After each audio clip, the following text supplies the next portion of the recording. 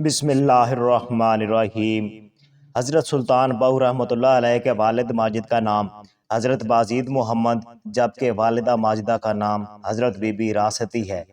حضرت بازید محمد رحمۃ اللہ علیہ نیک پرہیزگار، شریعت کے پابند اور حافظ قرآن ہونے کے ساتھ ساتھ دہلی میں مغلیہ حکومت کے ایک بڑے عہدے پر فائز تھے۔ آپ رحمۃ اللہ علیہ نے بی بی راستی سے نکاح کیا جو ولایت کے اعلیٰ مراتب پر فائز تھیں۔ ناظرین، بی بی راستی رحمۃ اللہ علیہ پاکستان کے موجودہ ضلع خوشاب کی ایک پہاڑی کے دامن میں چشمے کے کنارے عبادت و ریاضت میں مصروف رہا کرتی تھی۔ ایک ولیہ کے نشانی کے طور پر وہ جگہ آج بھی معروف اور محفوظ ہے۔ آپ رحمۃ اللہ علیہ کے تقوی اور پرہیزگاری کا حضرت بازید محمد پر ایسا گہرا اثر ہوا کہ دل پر محبت الہی غالب آ گئی اور آپ رحمۃ اللہ علیہ نے دنیا سے قطع تعلقی اختیار کی اور عبادت و ریاضت میں زندگی بسر کرنے لگے۔ چونکہ ابھی ظاہری ذریعہ معاش کوئی نہ رہا تھا، لہٰذا کسب معاش کی خاطر مجبوراً مدینہ الاولیاء ملتان کا رخ کیا، وہاں کے ناظم کے پاس ملازمت اختیار کر لی۔ حضرت بازید محمد کے مدینہ الاولیاء ملتان میں قیام کی خبریں دہلی پہنچیں تو وہاں سے ناظم ملتان کو حکم نامہ جاری ہوا کہ انہیں دہلی واپس بھیجا جائے، مگر حضرت بازید محمد نے فرمایا، میں دنیاوی مشاغل ترک کر کے باقی عمر یاد الہی میں گزارنا چاہتا ہوں۔ بادشاہ نے آپ کی یہ درخواست قبول کر لی۔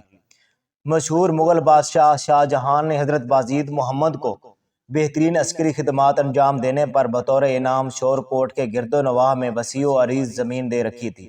چنانچہ حضرت سلطان بہو کے والدین اسی جگہ پر رہائش پذیر ہو گئے۔ ناظرین، حضرت سلطان بہو کی ولادت باسعادت بروز پیر ماہ رمضان المبارک 1039 ہجری اپریل 1630 میں شور کوٹ ضلع جھنگ پنجاب پاکستان میں ہوئی۔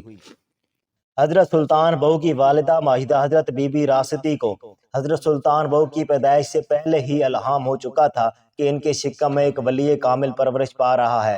چنانچہ خود فرماتی ہے، مجھے غیب سے یہ بتایا گیا ہے کہ میرے پیٹ میں جو لڑکا ہے وہ پیدائشی ولی اللہ ہے۔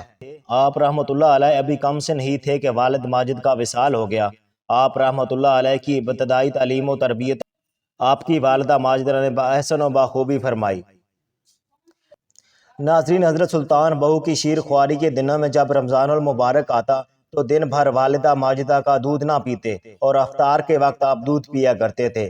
بچپن میں آپ کے سانس کے ساتھ ہو ہو کی آوازیں اس طرح نکلتی تھیں جیسے آپ ذکر الہی میں مشغول ہوں۔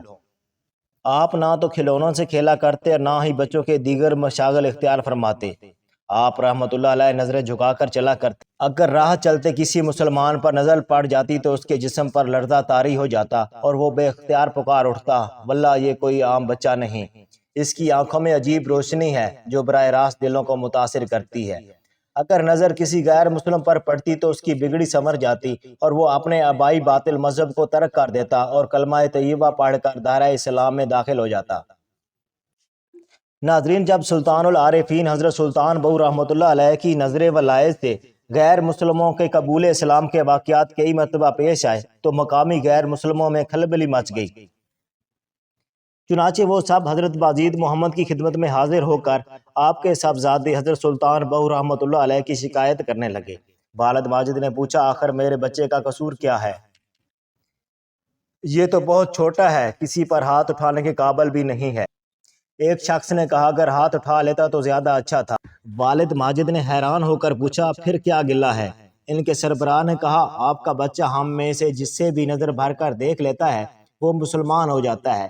اس کی وجہ سے شور کوٹ کے علاقے کا آبائی مذہب خطرے میں پڑ گیا ہے۔ بڑی عجیب شکایت تھی۔ والد ماجد کچھ دیر تک سوچتے رہے، پھر فرمایا، اب تم ہی بتاؤ کہ میں اس سلسلے میں کیا کر سکتا ہوں؟ کسی کے مذہب تبدیل کر لینے میں میرے بیٹے کا کیا قصور ہے؟ کس طرح اسے نظر اٹھا کر دیکھنے سے باز رکھ سکتا ہوں؟ ان کے سربراہ نے کہا، قصور تو بچے کی داعیہ کا ہے جو اسے وقت بے وقت بازار لے جاتی ہے۔ آپ سے یہ گزارش ہے کہ آپ بچے کی سیر کے لیے ایک وقت مقرر کر دیں۔ بالآخر حضرت بازید محمد نے سختی کے ساتھ داعیہ کو ہدایت کر دی کہ وہ ایک مقررہ وقت پر سلطان بہو کو باہر لے جایا کرے۔ اس کے بعد شہر کے غیر مسلموں نے اس کام پر چند نوکر رکھ لیے کہ جب سلطان بہو رحمۃ اللہ علیہ اپنے گھر سے نکلے تو بازاروں اور گلی کوچوں میں ان کی آمد کی خبر پہنچا دی جائے۔ لہذا جب نوکر خبر دیتے تو غیر مسلم اپنی اپنی دکانوں اور مکانوں میں چھپ جاتے۔